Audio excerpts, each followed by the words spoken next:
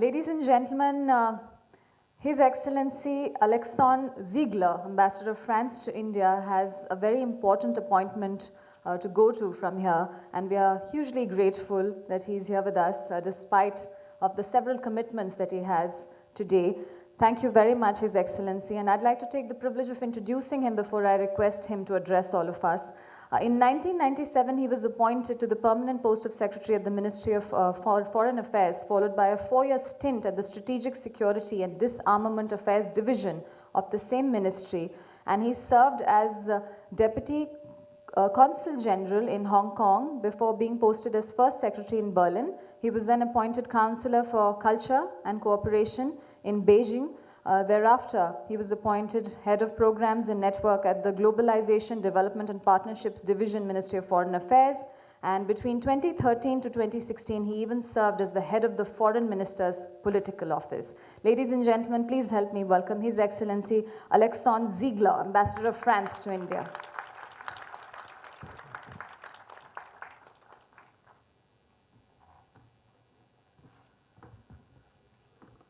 Well, thank you very much, and against many apologies for escaping in a few minutes. It's a privilege to be here, respected Secretary Eke Bala, my dear friends on the dais, Ambassador Tomasz Kozłowski, Mr.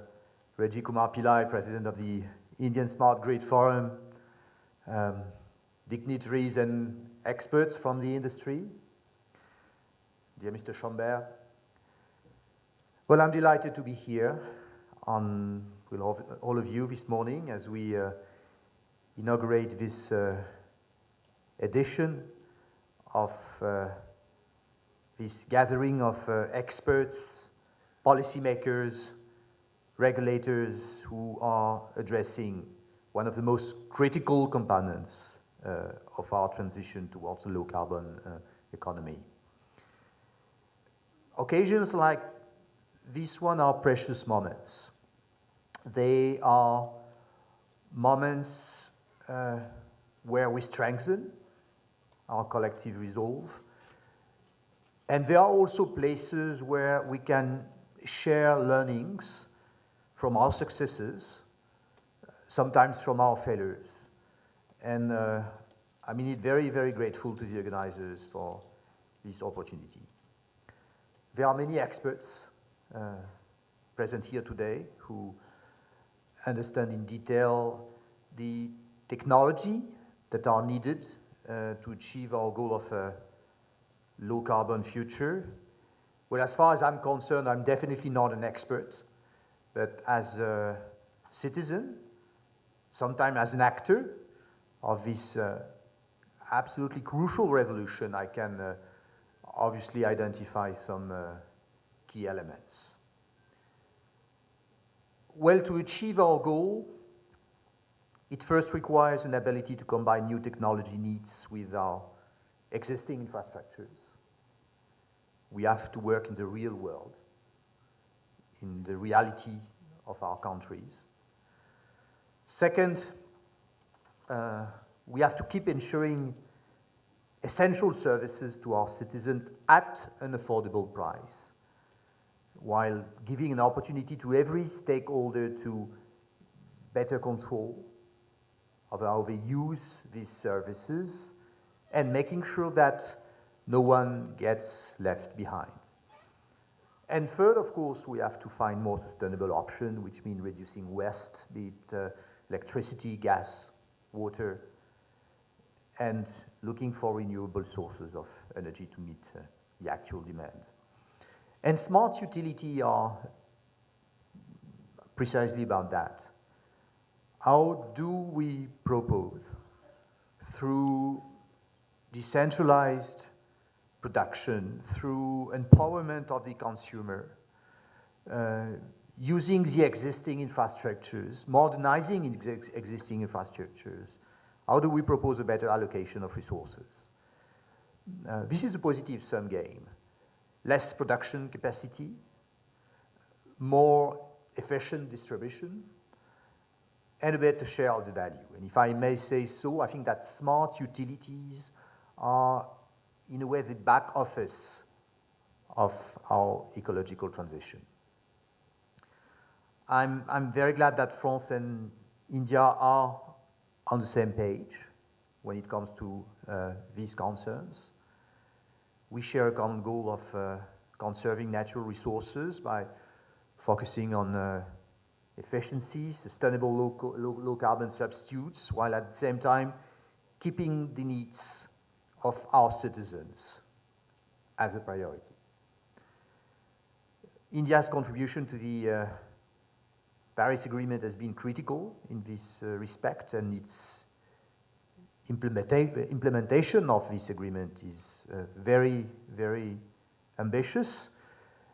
And we do believe that in that sense, India is not only an important partner because of its large geography or population, but also because of thanks to its ability of being a very responsible, very impactful actor in the race to save our planet. And together, with our Indian friends, our Indian partner, we promote more open governance, more multilateral discussion, and, well, obviously determined action to tackle this global issue. Today, India is becoming a world leader in renewable energy, with an installed capacity of already 25 gigawatt in the solar, 35 gigawatt in wind power, very ambitious targets to achieve by 2022.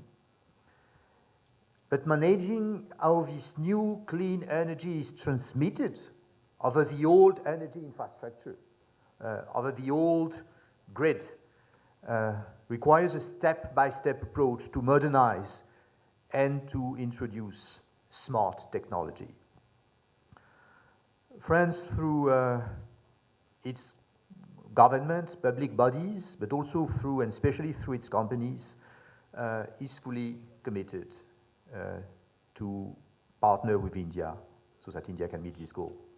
The French Development Agency, AFD, has been providing financial support to sustainable initiatives through renewable energy lines of credit with IREDA, by funding smart city programs, and AFD is definitely interested in extending more support to the smart grid sector.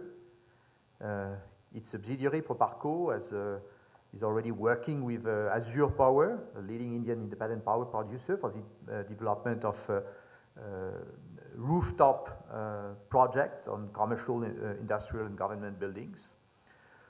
The French government, Ministry of Finance, has financed a study with Madhya Pradesh Power Management Company to work on improving the current electricity distribution network, to reduce losses, to better integrate renewable energy. And the entire French ecosystem of smart utilities is eager to join hands with India to cooperate and innovate. And I'm proud to acknowledge that the French association Think Smart Grids has started a particularly fruitful cooperation with ISGF, its Indian counterpart.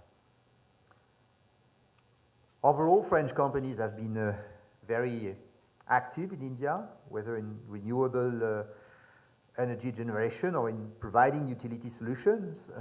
EDF has recently been awarded a major contract by providing India's public sector energy services company, ESL, the ability to deploy 5 million smart meters. And I'm delighted to say that this contract will involve a large amount of development of skilled employees, of investments over a period of 8 years, which will definitely help in creating jobs and improving the quality of service for the people. I think these examples do demonstrate the strengths of our partnership in this sector. France and India share the fundamental belief that the sum of technologies at our disposal today is only useful when it's used for the collective good. That's the meaning of the Tech for Good initiatives that have been launched by President Emmanuel Macron. Our digital revolution must be targeted towards social inclusion and benefit to the majority. This can only happen if we are able to balance the existing infrastructures of today with the needs of tomorrow. That's what smart utilities, once again, are about. And I'd like to thank the organizers once more for enabling discussions on this absolutely crucial issue, and, well, reiterate our strong commitment to the ecological transition along with all our partners. Thank you very much. I wish you a very, very productive session, a very, very productive week. Thanks.